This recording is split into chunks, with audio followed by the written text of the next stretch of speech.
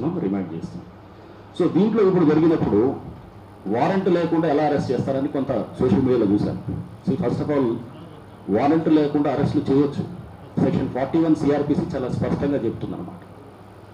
41 సిఆర్పిసికి ఇంకోటి కింద 41A CrPC అని ఒకటి ఉంటుంది. 41A సిఆర్పిసిలో అది Arnesh Kumar versus state of Bihar, దాంట్లో వచ్చిన 2014లో వచ్చినటువంటి జడ్జిమెంట్ అనమాట, సుప్రీంకోర్టు ఇచ్చినటువంటి జడ్జిమెంట్. దాని ప్రకారం నోటీస్ ఇచ్చి ఇవ్వాల్సిన పరిస్థితి కొన్ని కేసెస్లో ఉన్నాయని చెప్పి చెప్తుంటారు. బట్ ఏ పరిస్థితుల్లో అయితే కొన్ని చోట్ల మనము 7 సంవత్సరాలు తక్కువ ఉన్నా కానీ కూడా మీరు అరెస్ట్ చేయొచ్చు. సెక్షన్ 41 చాలా స్పష్టంగా చెప్తుందన్నమాట. Arrest without a warrant by a police officer, section 41 చాలా స్పష్టంగా ఉంటుందన్నమాట. సో అందుకోసం ఎక్కడ కూడా వారెంట్ ఉండాలి, వారెంట్ లేకుండా నోటీస్ ఇవ్వకుండా ఎలా చేస్తారనేది కాదనమాట. So we can do that. We have excised power under section 41 CrPC.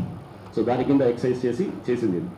అట్లనే వారు 151లో చేశారు. 151 అక్కడ చేసినటువంటిది. అండ్ ఇంకోటి కూడా చూశాను నేను సోషల్ మీడియాలో, ఏది నా మీద అంటే on me and other ACP and others also some national commission for ఉమెన్కి వారు రిప్రజెంటేషన్ చేశారని చెప్పేసి ఇక్కడ కొంతమంది మహిళా ఎవరు బీజేపీ అధ్యక్షుడు గారు వాళ్ళు అని చెప్పేసి. సో దానికి కూడా there is a procedure. Section 46 of CrPC చాలా స్పష్టంగా చెప్తుంది ఎలా అరెస్ట్ ఎలా చేయాలని చెప్పేసి.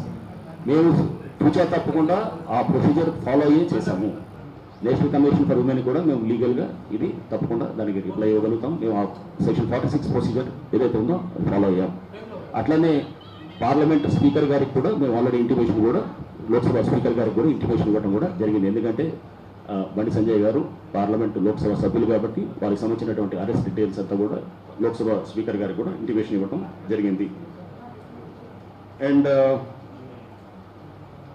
సెక్షన్స్ ఈ పెట్టిన దాని గురించి 120B క్రిమినల్ కాన్స్పిరసీ ఉంది, 420 చీటింగ్ ఉంది. తర్వాత 505 అనేది circulating any report or any statement with an intent to cause alarm or పబ్లిక్లో కొంత అయ్యని.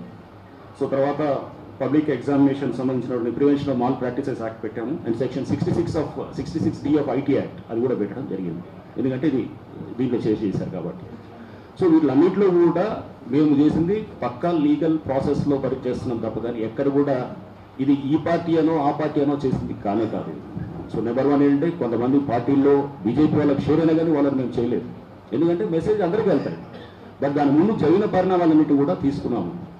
చాలా కూడా కాల్స్ కూడా వీళ్ళ ఎవరు మన ఇప్పుడు ఇంకా మా కాల్ డేటా రావాల్సింది. కొన్ని కాల్స్ మనకి ఇప్పుడు ఇతను మహేష్ అనే అతనికి మన సంజయ్ గారి నెవి ఎవరు కౌశిక్ ఉన్నారు, అతనితో కూడా చాలా క్లోజ్ కాల్స్ అని వచ్చాయి. ఇంకా కాల్ డేటా తీసుకున్న తర్వాత ఇంకా ఫర్దర్గా మనకి చాలా ఇన్ఫర్మేషన్ వస్తుంది.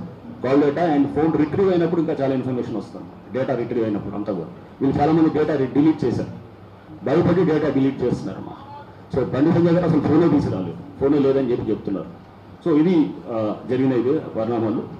అండ్ ఐ థింక్ దీంట్లో రైట్ స్టూడెంట్స్ ఎస్పెషల్లీ నిన్న మీడియా మిత్రులు ఒకరు అడిగారు, సార్ రేపు ఎగ్జామ్ మరి లీక్ అవుతుందా ఉంటుందా అని చెప్పి ఎవరు అడిగారు నిన్న మన ప్రెస్ మీట్లో.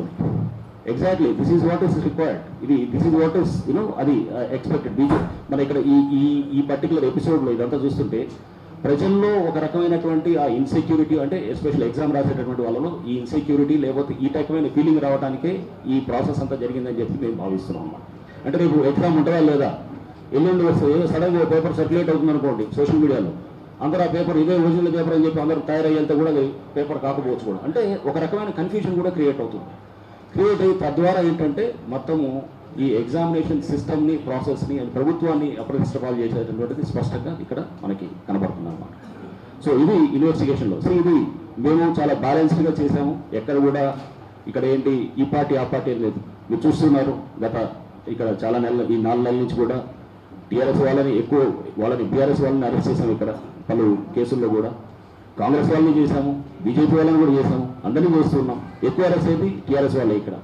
సో అండ్ అట్లానే ఇక్కడ దీంట్లో కూడా బీజేపీ వాళ్ళు చాలా లీడర్స్కి చేశారు. చేసిన తర్వాత కూడా మేము వాళ్ళందరినీ కూడా మేము పెట్టట్లేదు. ఇది జస్ట్ ఏదో హరాస్ చేయడానికో లేదని కాదు. బట్ ఎస్, ఇది తప్పకుండా బండి సంజయ్ గారు ఆయన డైరెక్షన్ మీద జరిగినటువంటిది. ఇది బయటికి తీసుకొచ్చి ఇది